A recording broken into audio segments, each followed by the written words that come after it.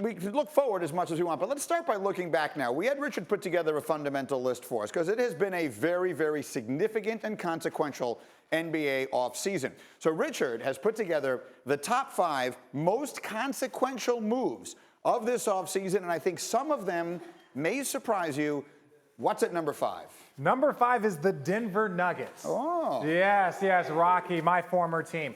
The reason why is they were able to get Michael Porter in the draft. This was a guy that was a consensus number 1, possible top 5, slides down, but they also were able to do some salary dumps. They got rid of Darrell Arthur, Kenneth Faried, Wilson Chandler, so they were keep themselves in a positive space. They also signed Isaiah Thomas. That's how you can improve your team, just by tweaking a few things. Well, they're a team that missed out on making the playoffs on the final day of the year. Jalen loved them. Jalen was all over Denver. What do you think the ceiling is for them short term? What could they be next season? I think they have to continue to they have to change the culture. They have to continue progressing that culture. They've only been out of the playoff or out of the first round twice in the last 25 years.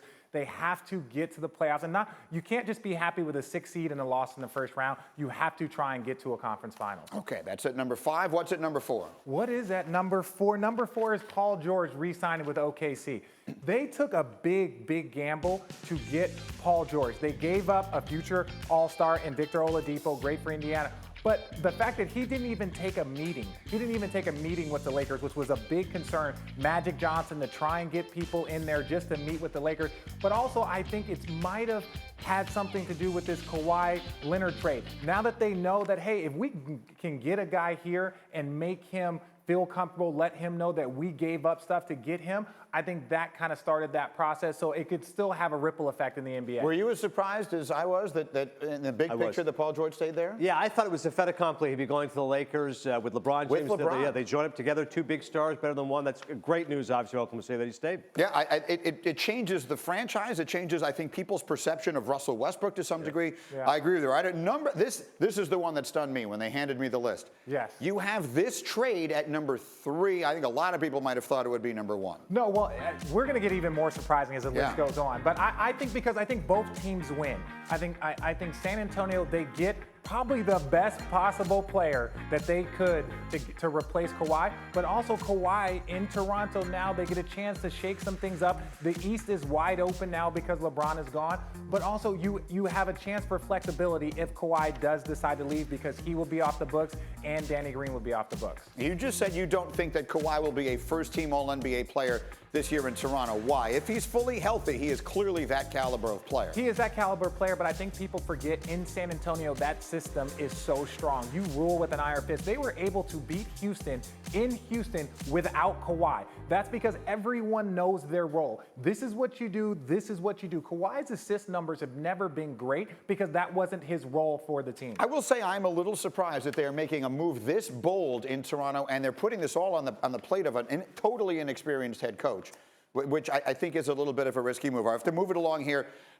I'm stunned that you put LeBron James at number 2. Yes. I think everyone would have assumed that wherever LeBron goes, that's by far the most LeBron important James thing. is at number 2. Now, the reason why is because this makes them a contender, but doesn't make them the favorite. It does get the ball rolling in LA. Congratulations to Luke Walton, Magic Johnson, Rob Pelinka for bringing in the best player on the planet who wanted to be in LA.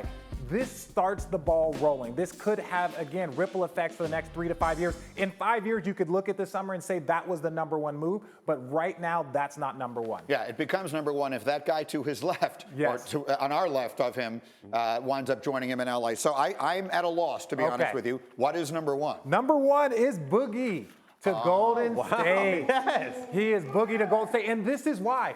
Golden State was the best team. They've been the best team. No one has even contended really with them. Houston kind of had a chance, but they ran into some similar problems. And without this man, they are the number 1 team and one of the best franchises in the NBA. They don't need him for 8 months. If he shows up in April and May and he's 80%, it's a wrap. They might not lose a game. They already had a 12-1 postseason two postseasons ago. So if they add him and he can do a little bit, it puts him in such an amazing spot. It puts the Golden State Warriors in such an unbeatable spot. So LeBron going there puts the Lakers in a great spot, but DeMarcus Cousins puts them in an unbeatable spot if he's 80% healthy come April or May. They're 32-6 in the playoffs the last 2 years without him, and now they add a player who does exactly the one thing they didn't have. It just felt like the rich get richer. It's not even fair. And to RJ's point, you don't even need him until March and April. Just hang out, get healthy, playoff time, let's roll. Boogie Cousins, the most consequential offseason move of the NBA, says Richard Jefferson. That is well done.